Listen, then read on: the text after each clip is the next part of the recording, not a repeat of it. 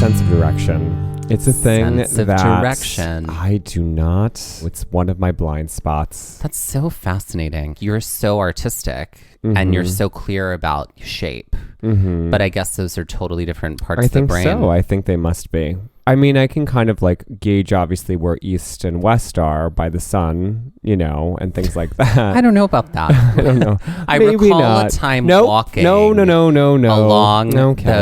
along Riverside in New York, and you were like, "What's that over there?" And I was like, "That's New Jersey." And you were like, "No, it's not." And I was like, "Yes, that's the Hudson River, and that's New Jersey." Yeah. And you were like, "How do you know?" And I was like, The day is dying in the west. Yeah.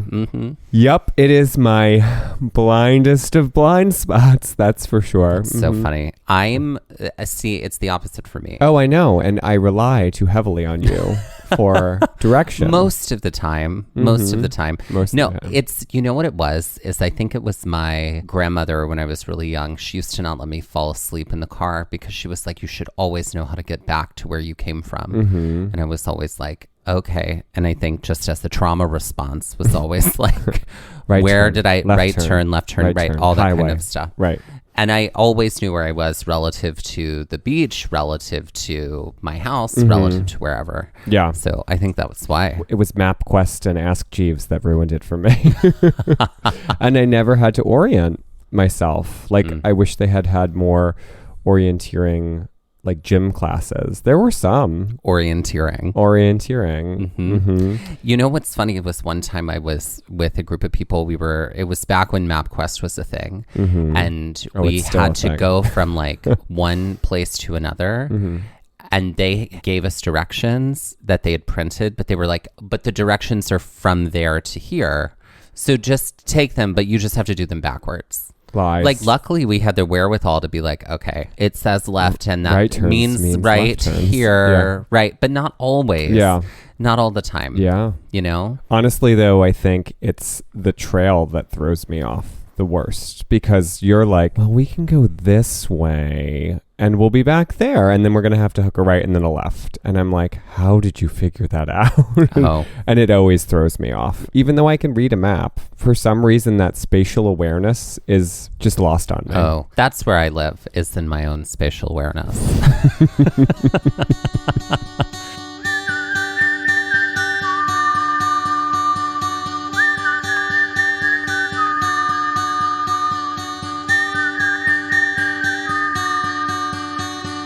Looking for adventure, I want to follow on the trail, or get a little lost and let the wind fill my sails. Get up when the stars still fill the sky, don't wake the sun, there's so much to be done, and the day has just begun.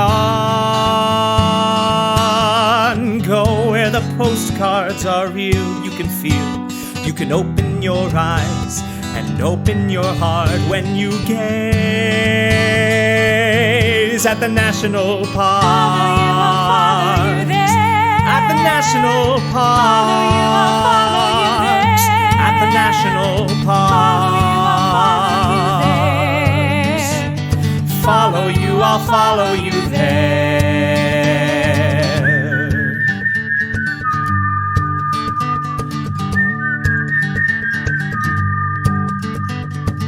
We would like to acknowledge that while hiking in the land also known as Yellowstone National Park, we were on the traditional and stolen lands of the Eastern Shoshone, Crow, and Cheyenne people. After casually walking like 16 to 16 and a half miles. Oh, yeah. Not planned. Not planned. We had dinner plans with a friend. Oh, yeah, that's right. That was the same day. Oh, yeah. Oh, right. Fully so exhausted. Funny. Fully exhausted. Those feel like different days to me. No. Fully the same day. Same day. We were meeting our friend Jason Moorman, who was working out at Yellowstone in the summer of 2021. We had the opportunity to get together with him after having only corresponded really via email and Zoom. And also Instagram. Yeah. So it was really cool to be able to like finally put a face and a person to a profile. Right, exactly. Essentially. Our friend Becky had told us that we needed to eat some buffalo burgers if we were meat eaters, right? And which we both are. And so we were like, okay, great. So there was this place in West Yellowstone called Buffalo Bar. Not an official sponsor, but could be. Always could be a sponsor. Always folks. could be a sponsor. You know, as long as our values line up. That's true. Chick-fil-A. No. Stay away. Stay away. Sashay away. Sashay away. Be gone. Banished. Banished. Yes. I bind you. Nancy. I bind you, Nancy, from doing harm against others and harm against yourselves. Buffalo Bar was this place that was recommended to us to get buffalo burgers. Yeah, and it was great. It was great. A little bit of a wait. Got to be there at the right time. And we were there fairly early, and the wait wasn't too bad, but it got really long after. It was like a Monday though, too, or something like that. It was early in the week, so I think that maybe helped. But who the hell knows? Who the hell knows? Exactly. I don't. That's for sure. What the tourist crowd is like. I think it's just incessant and always there. So yeah. But we got some really to be there every night. Oh yeah. We definitely got some really good. This was a Monday night. Yeah. Oh, wow. Yeah. I'm impressed that you knew that. Every day was the same day to me for those 5 weeks. Truly. When it's, I would say vacation brain, but it didn't feel like fully vacation, but every day is the same day. Every day is the same day for the rest of your life. Retirement. Right. Exactly. Yeah. We were able to have just a lovely evening, and then fully were able to go back to the campsite and collapse. Right. Well, we had gone to the campsite first. Got to go to the campsite and shower, freshen up a bit. Yeah. And then we did quickly, and we were able to go back to the Buffalo Bar, meet Jason, get some food. And that was wonderful. Delicious. They had mule deer on the wall, mounted mule deer who had so many antlers. It was ridiculous how many antlers were on there. When we got back to the campsite after dinner, we were leaving the next day for Tetons. So we had to pack up the campsite in the morning. But because our plans got screwed up that day, we wanted to see 2 other parts of Yellowstone that we did get a chance to see before we drove down to Tetons. So what we did was we set ourselves up for success, knowing we'd have to get up early, although we agreed not to get up as early as we had. So we broke down what we could. We packed up what we could so we wouldn't have to make as much noise for the people that were to either side of us. We massage trained like you wouldn't believe. Oh, it started with foot massages and it moved to back and shoulder massages because it was just necessary. So that's when we call it spa exchange. Spa exchange. Spa exchange. Right? Yeah. And good Lord, after all that hiking, so it was necessary. Needed. Yeah. And then we promptly collapsed. In the morning, we woke up and had breakfast, but also had to carefully and quickly break down the campsite because we weren't driving in before 6. Our plan was to kind of get up at 6:30 and to do some later entry into the park. Around 7:30. Was very interesting. Yes. Because driving in before 6, you could sail right in. Sail right in. But at 7 or 7:30. 7 and 7:30 is early for people. The majority of the folks. Yeah. We had to be 7:30 in order to get in there. We didn't know that. We didn't know what the threshold was. Right. We were like, maybe it's because we had done 2 early mornings. Maybe it's 8:30. Yep. It was 7 o'clock. Yep. And it was packed. So getting in took a little bit of time. It moved the whole time, but it definitely was a little bit of a process to get in that morning. Because we didn't get to walk the boardwalk at Grand Prismatic the day before, even though we thought we might get to do it after our insane hiking, we said, let's do that first, and then we will jump up and head to our next and final location in Yellowstone. As we drove in, we got to Madison Junction, right near Norris Geyser Basin, hooked the right, and made our way down to the parking lot at Grand Prismatic Springs. The parking lot is really small. Thank you, St. Anthony. We were able to find a parking the first spot, right when we pulled in, there, and it was already full, but someone was leaving. Yep. So what's great about this parking lot area is if you just keep driving back and forth, you'll eventually find something, probably, because it's a situation where people walk up on a boardwalk, they take a look and they come back, they get in their car and they go. There's also a lot of road parking, right outside the parking lot. Another continuation of our boardwalk dreams, which also was a continuation of not having to put hiking boots on for a little bit. And it was a cool morning, and so it felt really good. And there was a lot of, so much steam coming up from this spring. Yeah. To get to the actual spring area, you have to cross over a bridge, which crosses the Firehole River. And you basically can see why it gets its name, because you see all this runoff coming down the slope into the river. And because the heat of that water is so much greater than the heat of the river, it is just smoking as it's hitting the river. So after crossing this bridge, we go up this ramping boardwalk. It's basically all steam. It's covered in steam. You can't see your hand in front of your face steam. Yeah. Especially from Excelsior Geyser, which was pretty wet. The Excelsior Geyser pool is pretty big. It's no longer an erupting geyser. There have been some moments in time in like the 1980s and in the early aughts where it had some geyser-like tendencies. But for the most part, it's just a pool, and it dumps a lot of its water into the Firehole River. Which is exactly what we were seeing as we were crossing the bridge. That's that runoff that we were seeing. You know, from here, you're able to see the Grand Prismatic Spring, but again, you're not seeing it like you would be if you do the Overlook hike. You're at eye level with it. You're seeing some of the colors, but you're not getting like the view of it from above. The bird's eye view that you would get. The bird's eye view, which no one really gets a bird's eye view. And the only time I'm sure those photos have been taken were with like allowed drones from NPS, because drones are not allowed. No, because there definitely have been some issues, especially in Yellowstone. It's kind of cool though, as you're approaching the water, which if you've seen the photos prior to going, you know is this aqua color. But there's also this ring of orange around it. And yellow. And so the steam from a distance, when you're at Excelsior Geyser, when we were there, was taking on the color of the pool, which is really, really cool. Like, it just was a trick of the light, essentially. But it was really neat. And it was different from anything we had seen at that point in the park, even though like the day prior we were at Imperial Geyser, and same thing, beautiful colors. But I think it was a combination of like early morning, a lot more steam than there would typically be. Because I was kind of bummed. I'm like, oh man, there's so much steam, we're not going to be able to see anything really.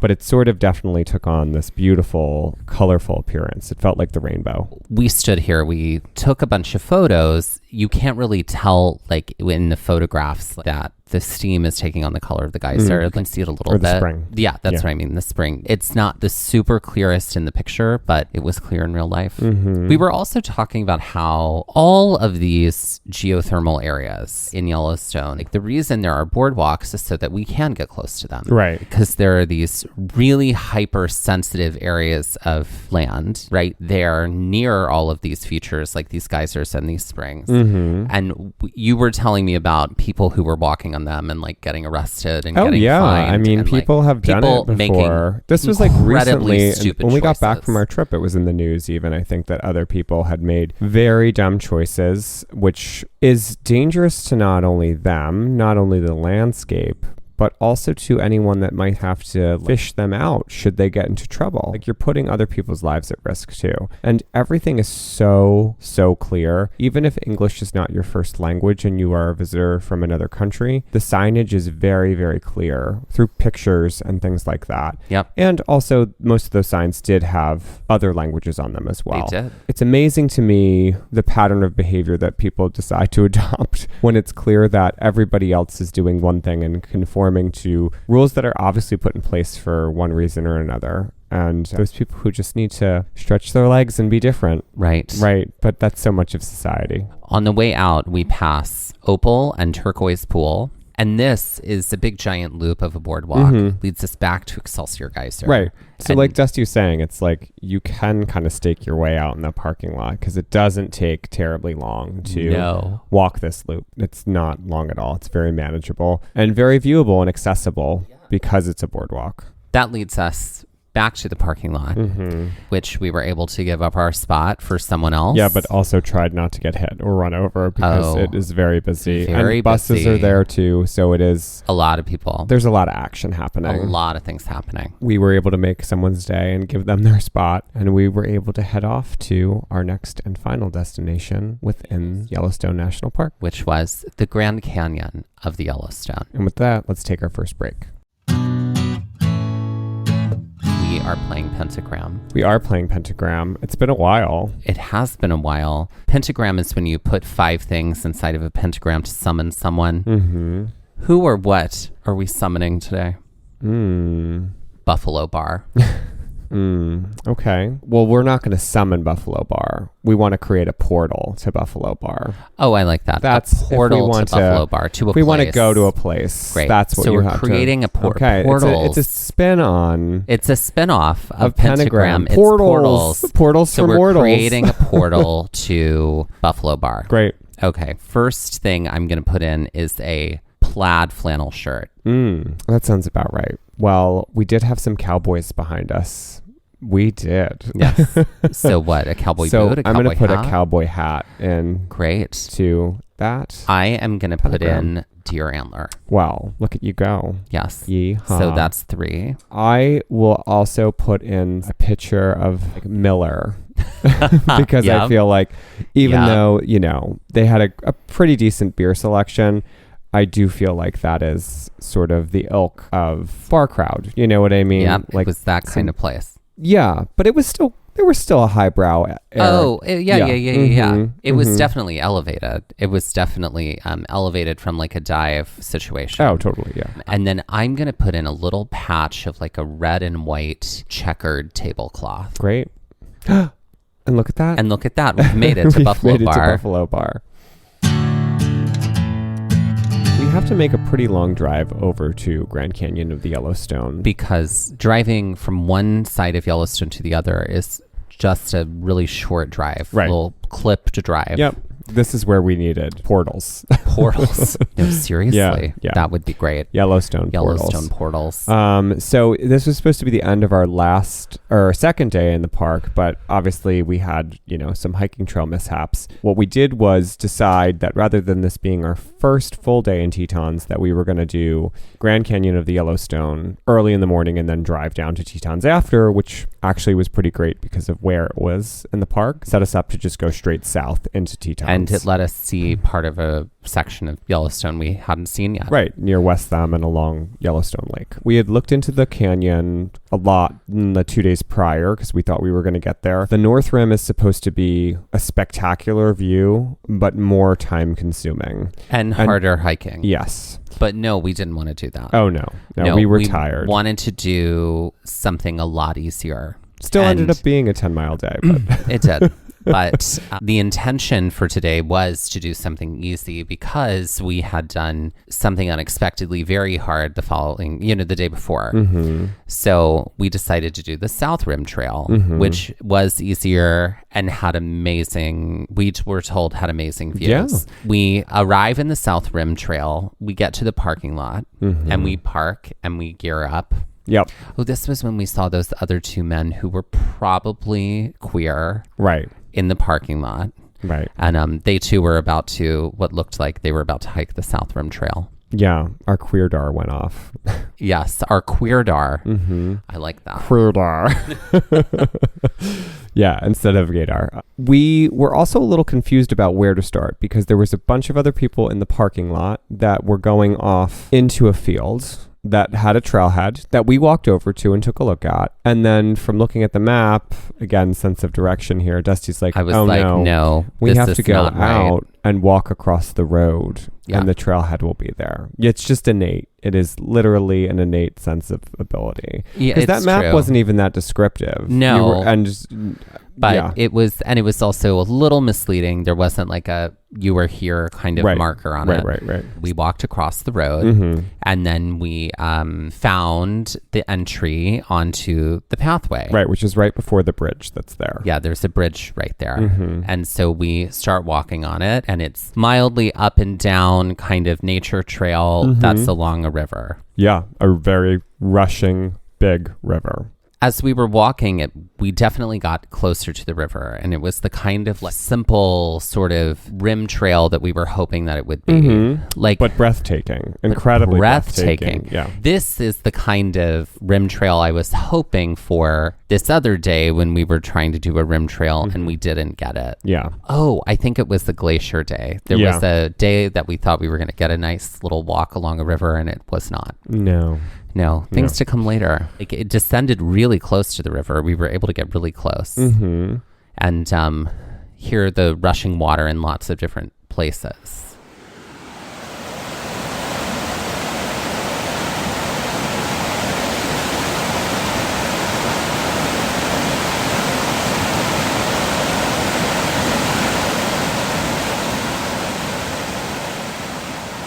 So while we're close to the river, there is also tree cover. So you don't always have completely unobstructed views as you're walking. Not too far along the trail, we do get to see Canyon Bridge on the other side of the river. It is a walkable bridge if you're on the North Rim Trail, but it's no longer open to cars. But it is this kind of iconic bridge in the distance, which was, if we'd done the North Trail, we wouldn't have seen that from where we were at. We continued to wind our way along this trail, which goes a little further away from the river and into the woods a little bit more. We go again. We have to every now and then. There it goes. Mm-hmm. Yeah, definitely a part of this trail that was paved and made to look like they built specific overlooks for this trail. Parts of it are definitely near parking lots where you can go out and look at something and park, and then parts of it are just a nature trail. Right. I feel like at this point, once we hit this point though, because we were close to that parking lot for the overlook of the Upper Falls, it seemed like it stayed paved for most of the rest of the way.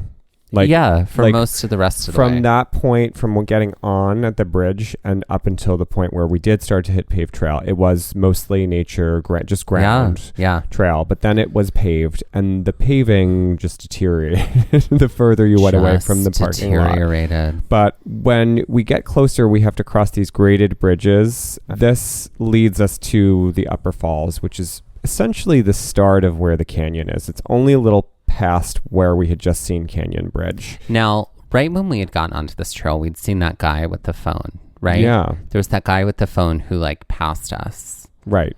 Looked like he was headed, I don't know. He looked like he was headed off of the trail back toward the parking lot. And then when we got to the section we're in now, near all of these graded bridges and near all this paved stuff, he passed us again. Yeah. Same guy, also on the phone again. And we were both like, wait, what? A glitch in the Matrix. Did he make a glitch in the Matrix? Did he make a loop? Did he time travel? Who knows? Yeah, I know. And he probably did drive over there. It's the start of an Unsolved Mysteries. Unsolved mysteries. Unsolved. Mm-hmm. They're not Saul's mysteries anymore. They're unsolved. Right.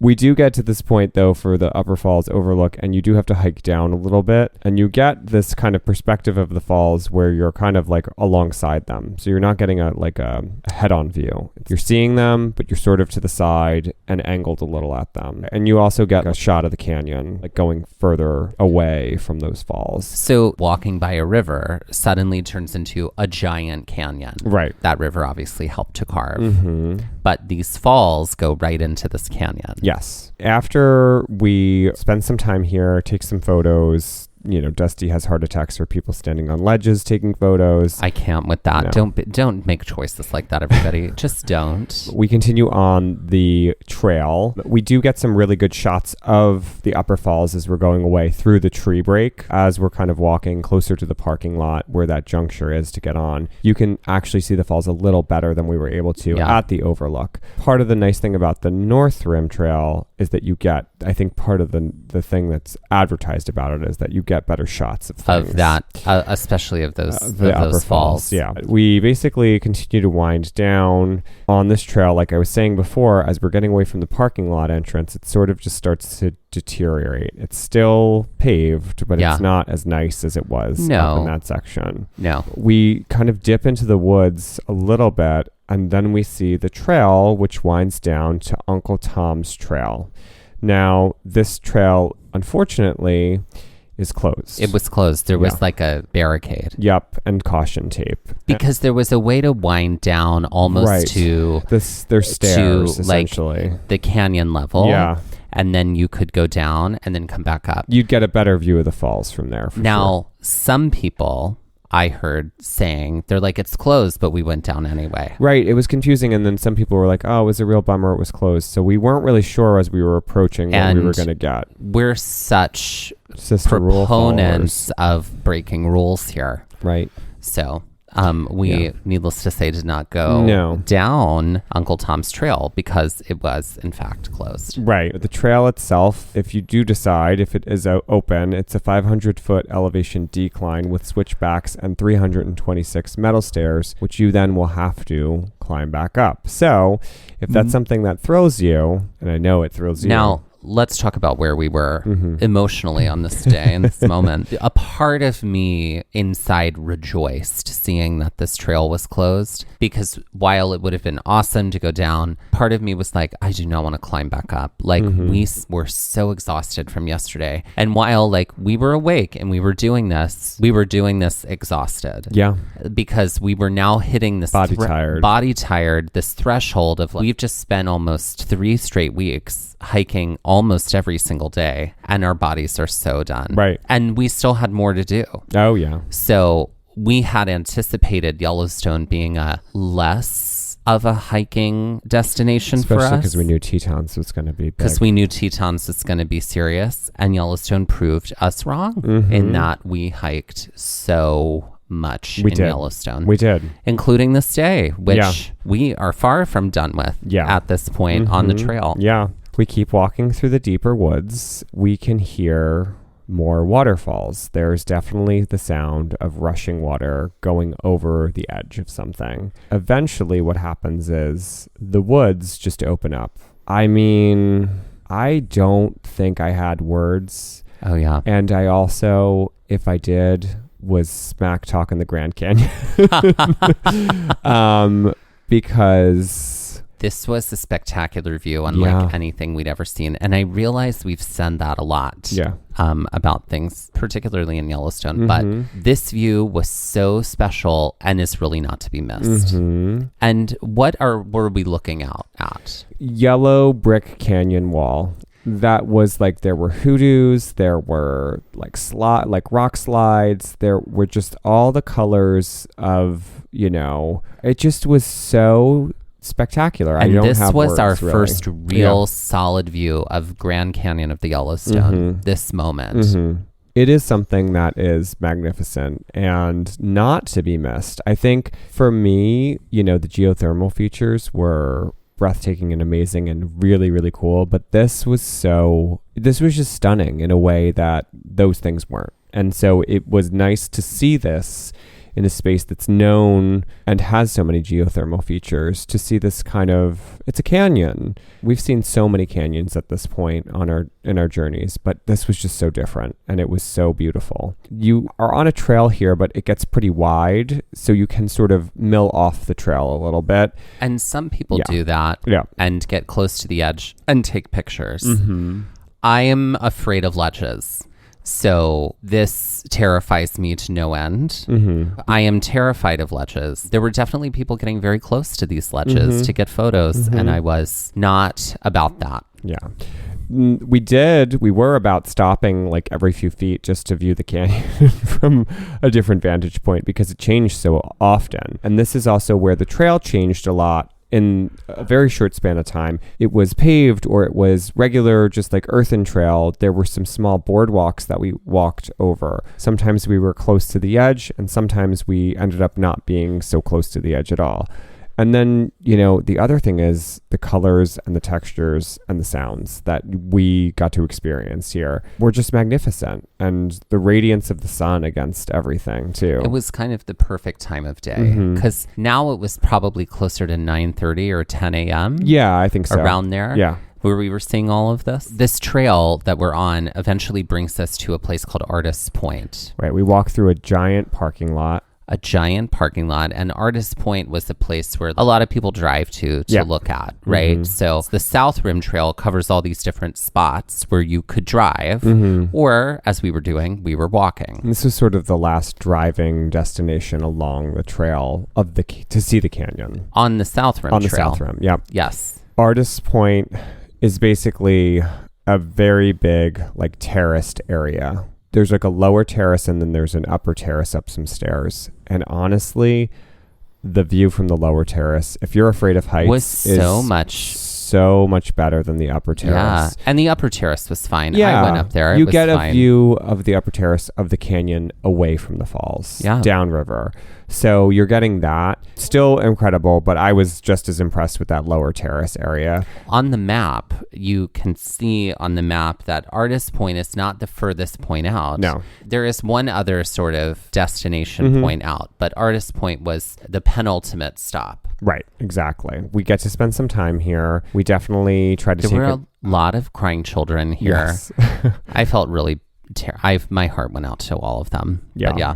So we tried to take a photo, which we got this word from Cynthia, our friend Cynthia in Geyser. She doesn't call them selfies. She calls them ussies when it's a group of people. So we tried to take an ussie. And you had a panic attack. I kind of, because we were right by a ledge and I was moving very slowly. And I think you were just moving too fast for me. And I was like, oh my God, we have to stop moving right now. I was like that Fiona Apple song, Fast as You Can. Exactly. Throwing it back. Yeah, that was what was happening. Yep.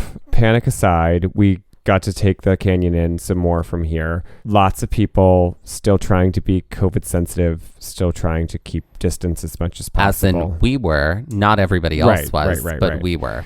And with that, let's take our next break.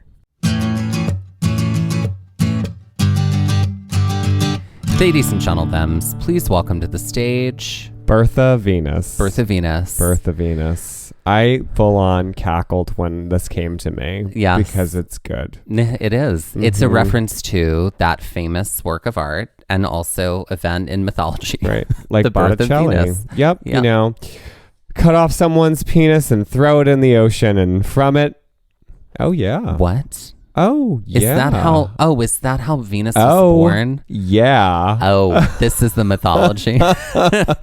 Oh, yeah. Where have you been? Oh, yeah. Oh, yeah. Okay. Yeah. All right. I guess I need to read more mythology. Oh, yeah. I'm sorry. I guess I forgot that part. Oh, it happened. Oh, yeah. Oh, yeah. And from the seed within the phallus, foam developed, and then from that a shell, and then from that Venus emerged. Oh, it's see. It's a famous painting by Botticelli. Yes, I've seen that painting. It's in the Uffizi in Florence. Yep. Yeah. Mike was just very proud of me for being able to name that. Look at you. And I do love Botticelli. So Bertha Venus. Well, we got a lot to work with. Bertha Venus. Now, I feel like she is... This is what comes to mind for me. Bertha Venus is not necessarily like a mythological, fishy, Venus queen. I think Bertha Venus is like a, like one of those women in the saloon in the Old West. That's what comes to mind. I think it's Bertha. Bertha's just such I feel like I'm going in a different direction. Which direction are you going in? I feel like now she is like a space oddity queen. Like she is an alien queen. Like Bertha Venus. Oh, let's go She's this of way. The planet Venus. Oh, like so I'm seeing like silver like outfits and like painted skin, like that's like purple. Interesting. Maybe like every look that she does is some kind of variation of alien, and it just makes the idea of what an alien can look like strange again, instead of just like the eyes always look like this and it's green skin, or it's what. So it's maybe it's some the kind Men in Black lookbook. An alien queen. Right. She's an alien queen. She's an alien queen. I love it. Bertha Venus. Bertha Venus. And I feel like she lip syncs to Planet Claire by the B-52s. I like that. Right. I like that. I think her merch is maybe like a Mars bar. Or maybe like Dippin' Dots, which is like what, ice cream of the future? Isn't that what they call it? Yes. You know what? She went to the fire sale of Mars 2112, and that's where she got all of her merch. That's right. Maybe her origin story is that she was the server at Mars 2112. Yeah. And then when it closed, just not only did she take all the merch, but all of the Martian stuff, costuming, just was infused inside of her. I like it. And then Bertha Venus was birthed. So, ladies and gentlemen, please welcome to the stage Bertha Venus. We we're headed to the final destination here on the South Rim Trail. There's only one more spot to get to, and it was called Point Sublime. And it wasn't that far. It was only like, a mile and a half, maybe? Something like that. From Artist's Point. We had to go this way anyway to basically loop back to make we our were going to make this a loop because there's a connecting trail that went out to that field that we mentioned earlier. Yeah, it's the Wapati Lake Trail. Right. Yeah. So in order to get onto that, we would have had to gone this way anyway. But we wanted to go all the way to Point Sublime, come back to that juncture with Wapati Lake Trail. So we're on our way out. It had been a relatively flat, very sort of lovely, elegant trail the whole way. And suddenly it became an incline trail. And which was a little bit more really rugged. wanted to die here in this moment. It wasn't our favorite right now at this time of the day when we were just like fully dead from the last few days. And we just had to grit our teeth and bear it, do the thing that we've done before, and just continue on and soldier on. And it was one of those things where it was like it would go really high up and then it would go really far down. And we were like, great. So there's going to be uphill on the way back too. There's no getting around it. You do get some really nice canyon views here from different perspectives, but it's just it's definitely more effort than where we started at the parking lot to Artist Point. It's a lot much more effort. It's more primitive. It's definitely not paved as much or at all in some spots. I understand why the parking lot for Artist Point is sort of like the last ditch effort for people. Because then after that, you kind of get into here. On a normal day when we weren't just like fully throttled from the day before, I don't think this would have been a challenge, but it was just sort of like that energy we were putting out. You do see some more lower parts of the canyon on this part of the trail, and it definitely seemed like not so many people went out to Point Sublime. It did seem that way. It seemed like everybody went to Artist Point, but not many people went out to Point Sublime. Yeah, there were those guys that were taking that sort of risky photo. Like they were like, I've got one leg on this limb and one leg on another one. And I'm standing here taking photo. And I was like, at the ledge. No, thank you. No. Yeah. They came back around later. Those same two guys, they did. Right? They did, because we were putting on bug spray and they walked through it and gave us like a look. And I was like, oh, honey, you can take that look back off of your face and put it back in your pocket where it came from. This is a nice area to walk, only in that it's shady for the most part, and it was a hot day.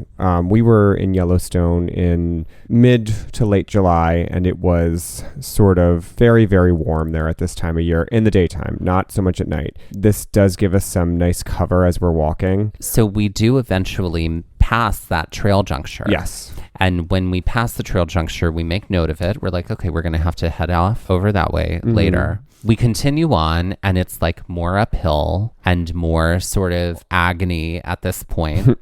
Until we finally reach Point Sublime, which was literally just like a little spot with a little chain link fence around it. No, it wasn't chain link. It was like a fallen fence, wooden whatever fence. Those like wooden fences where it's like, it was that. So you know what I'm nothing to write home about. No, not so much. Was the view, and not as much view either. Not as much view as at Artist Point. I guess it's a contemplative view. I guess so. Right. I mean, but to be called Point Sublime, I was expecting a sublime view. You're expecting Sublime to be there to play for you. That's what I was hoping for. Didn't happen. No. On any of those levels. No. Definitely not a showstopper like Artist Point was. It's worth the hike if you want to do it. And if you don't, it's totally fine. This is my recommendation for it. It's not necessary. We do very quickly and swiftly head back towards that Lily Pad Lake Trail, which is a relatively short connector to the Wapati Lake Trail, which will take us back to the car through that field that we originally saw when we were starting our hike. So we take this trail, we get off of the South Rim Trail, and we're now on this connecting trail called the Lily Pad Lake Trail. And that immediately brings us to this small little pond. I don't know why they would call it a lake, but it's a pond, and it's just full of lily pads. And this is where things start to get a little strange after this point. The terrain really starts to change. Right. And it was already pretty standard for the canyon and even the lake trail, the little connector. But at the end of it, which is really short, you see a sign for Clear Lake, which points to the right. We essentially enter into the Badlands. We enter into Badlands. Yeah. Badland area. Yeah. Which Badland is a word that is a derivative of an indigenous word, meaning like basically no vegetation can grow in this land and animals can't really thrive in this land. That's why it gets the name Badland from that word. This was fascinating because we were like, okay, didn't even know this was nearby. Yeah.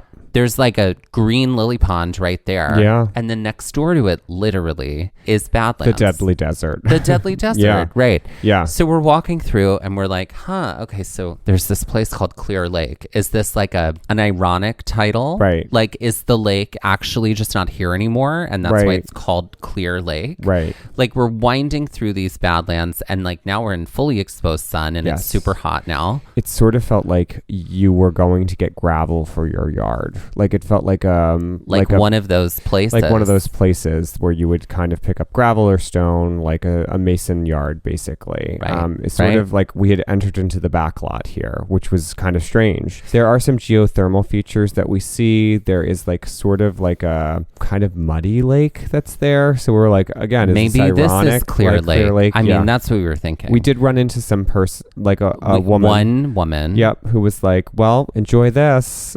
We're like, it's a lot nicer over that way. She was heading back the way we came. As we're walking through these Badlands, finally, we can actually see a lake. Clear Lake. Clear Lake. There it is. Right. It's an actual body of water. And there was like some sand. It looks like people like hang out there sometimes. Yeah, we were able to walk the shore basically. We did. The trail it's not was like very to our long. left. It's not very long. We are on the last leg of the South Rim Trail. We've made it a loop, but we're standing next to Clear Lake. At least we think that's what it is. It doesn't look that clear though, and it smells like... The sulfur is real. Yeah, it smells like pee. Ooh, it smells back here, for real. Yeah, it's bubbling, it's burbling. I mean, it looks a little muddy. Yeah. Yeah, it's definitely bubbling. Yeah. But yeah, we are making our way downtown, walking fast. We've made that joke before. Yeah. We're headed back to the parking lot, but look at those bubbles. Some of them are very big. Yeah. And they're all sort of gathering over to one side. I think it's probably because of the wind. Yeah, definitely. But there seems to be some runoff of different colors over the right. Yeah. Burbles. And this is also where we start to have the sounds of thunder rumbling above us and some darker clouds coming in. We knew we weren't that far. We didn't have that much left of the trail to do. It definitely put a little pep in our steps at this point because I don't think we wanted to get just caught in the rain. We're like, all right, so let's try to make our way back to the parking lot as quickly as we can. And it looked like we maybe had 1 to 2 miles left to go at this point to get back to the parking lot. So we were like, all right, let's take off. Leaving the lake, there's this part where it's this field of flowers. And it was a bit of an incline. Yeah. And we had to go up this incline. You're sort of in the woods here a little bit. It's a little more bit in open, the woods. But like definitely But there are trees. trees. Yeah. And that leads us out into this giant open field. Yeah. With no trees. No. The path is like barely marked. But it's marked, so you know that you have to head on this way. Right. It's kind of worn away. You can see. It almost looks like it's like tire tracks because there are two paths because obviously people had started to walk side by side at some point. And as we're walking, I was thinking, looking around, and like I can't really see the parking lot where we came from. There are hills, so at some point it's like maybe that's the top of the hill. Oh, I can't see anything from here either. I mean, so it was a little bit like, okay, well, we're blindly following this trail. Hopefully it's going to lead us back to the parking lot. Yeah.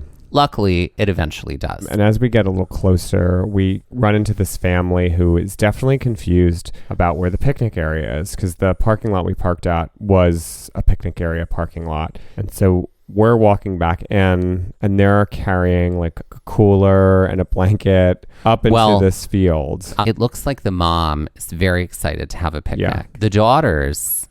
not excited not about without this. my daughters. Not without my daughters. Right. not excited about this. No. And I have to say, I side with the two daughters when it comes to picnics, because I have very rarely bringing food out into the we have to prepare food, bring it to like a second location, but probably walk it out to a second location and then enjoy it. And then like, what if we run out of water? Like, it's just like, it's hard for me to find a picnic to be pleasant. Sorry about it. Just telling you the truth. You're the ants at the picnic. I'm not the ants at the picnic. You're the rain cloud. I am the rain cloud over picnics. Welcome, sister. This is where my rain cloud comes in.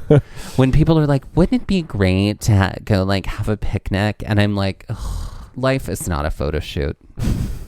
You know what I mean? Put that on a bumper sticker, everyone. It's not, though. Life is not a photo shoot. It's not. I'm reveling in this over here, in this darkness that's appeared. I just don't. I'm just not. I can't. Too many times people are like, picnics are a great idea. And so in theory, they're beautiful and sweet and wonderful and romantic.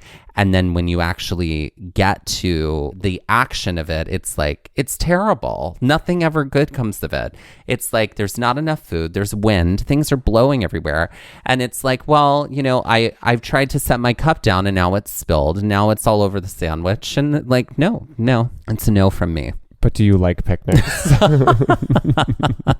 Because I can't tell. Nope. We have found the dark spot, everybody. When we do get back to the car, we immediately take our boots off because we knew we didn't have any other hiking planned for that day. And this still, like I said, ended up being sort of like a 10-mile day with what we did in the morning at Grand Prismatic too. We are packing up, we're eating some stuff as we're throwing stuff in the car.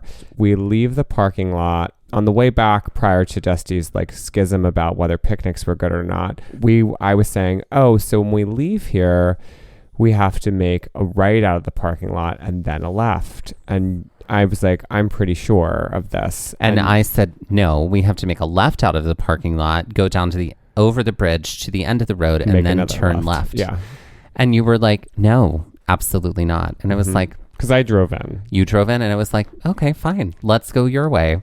So we turned right, and where did we end up? Not where we should have been. No, we ended up at the parking lot area for like one of the overlooks for the South Rim Trail because that's where it would lead. And I was like, because we needed to go in the other direction. And you were like, didn't apologize. Didn't take responsibility for the things Sass you said. Is out tonight, everybody. Just sort of went, well, then I guess we have to go the other way. And I'm like, had this been the other way, you would have been like, where's my apology? Where is it? That's absolutely false. And then we headed to the Tetons on our next episode. We did, actually. We did. We took a long drive out, headed toward Grand Teton National Park.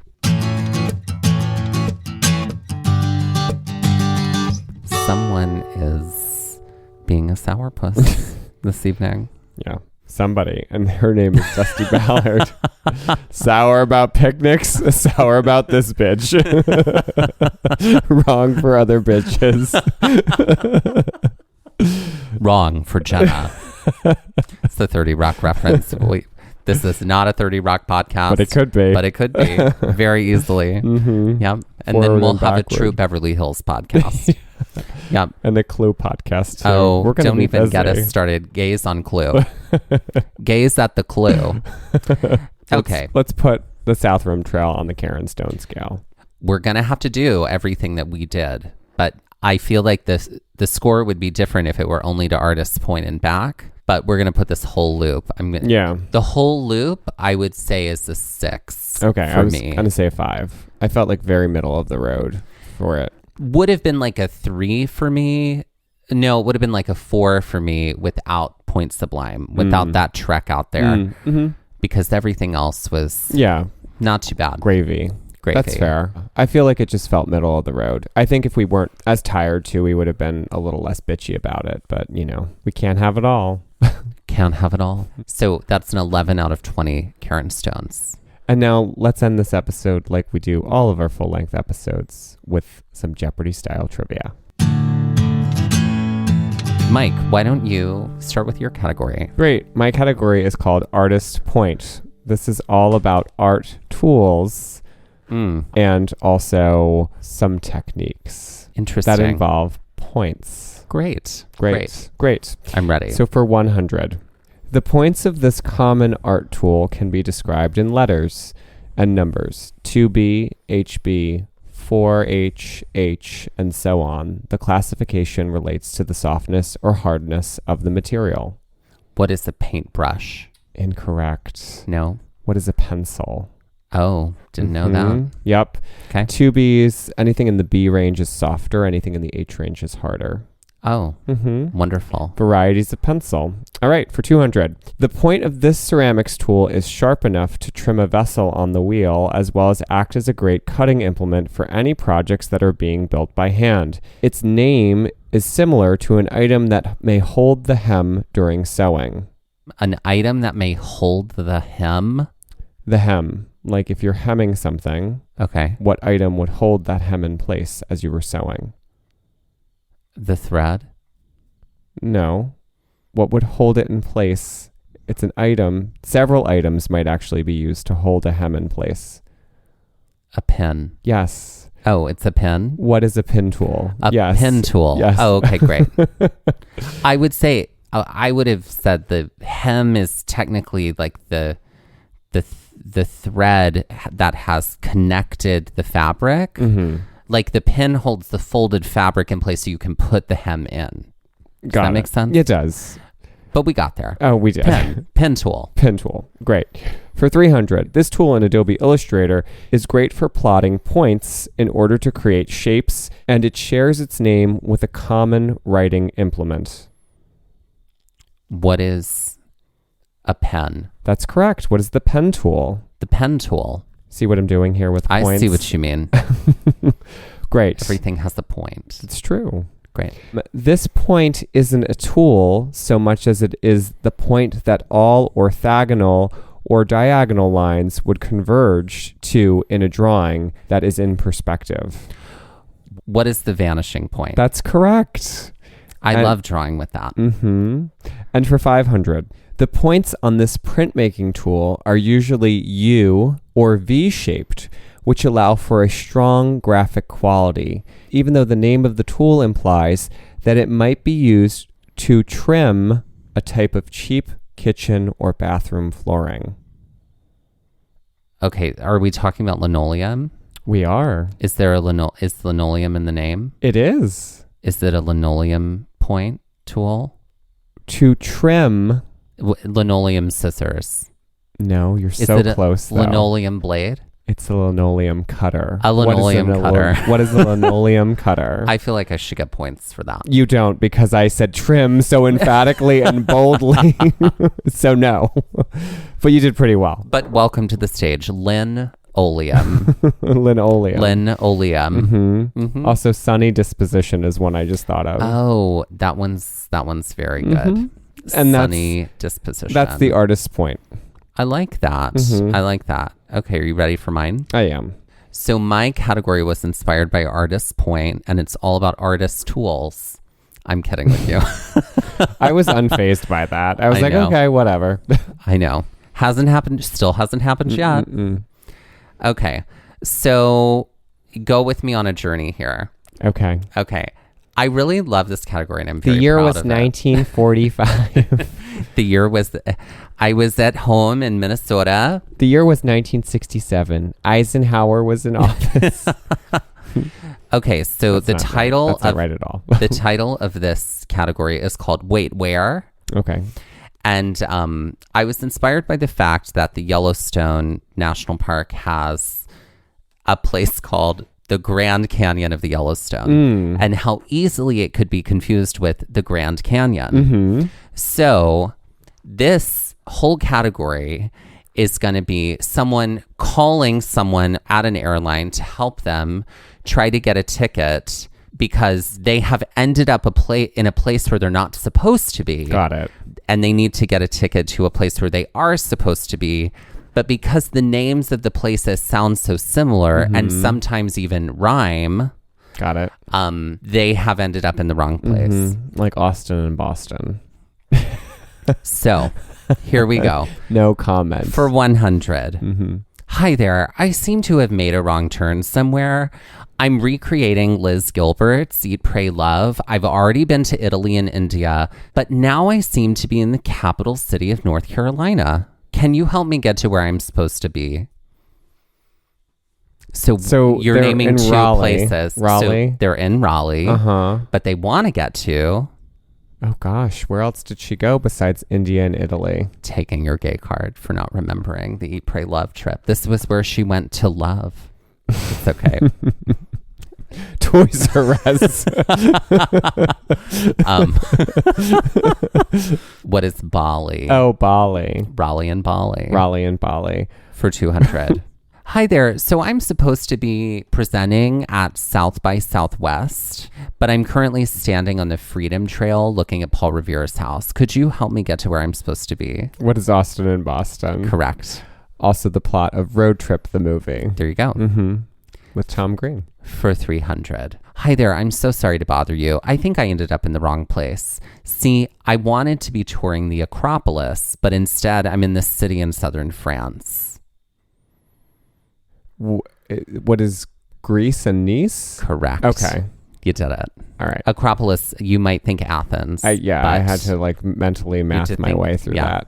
Okay, great. For 400. You're doing great so far. Hi, I need some help with a flight. See, I was supposed to be touring the Basilica of the Holy Blood in this major city in Belgium, which was also the title of a Colin Farrell movie about thieves. But instead, I'm touring the campus of LSU, Louisiana State University. What is Bruges and Baton Rouge? Yeah, it's Bruges. Bruges and Baton Rouge. Correct. Doing great. Okay. For 500. Hi, so there may be some confusion. I'm currently in Mexico, standing at the spot where all those gays sank on that boat because they thought their vaccines made them indestructible. But really, I'm supposed to be studying shadow puppetry in the capital of Indonesia. What's Puerto Vallarta? And I don't know the second one. What is Jakarta? Jakarta. There you go. There we go.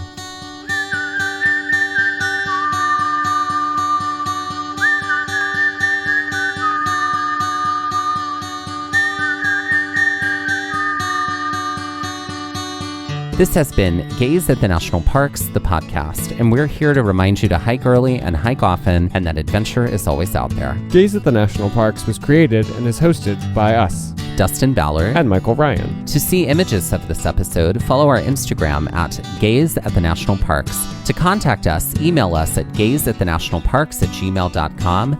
And to find out more about the parks visited on this show, visit our website, gazeatthenationalparks.com. That's Gaze, G-A-Z-E.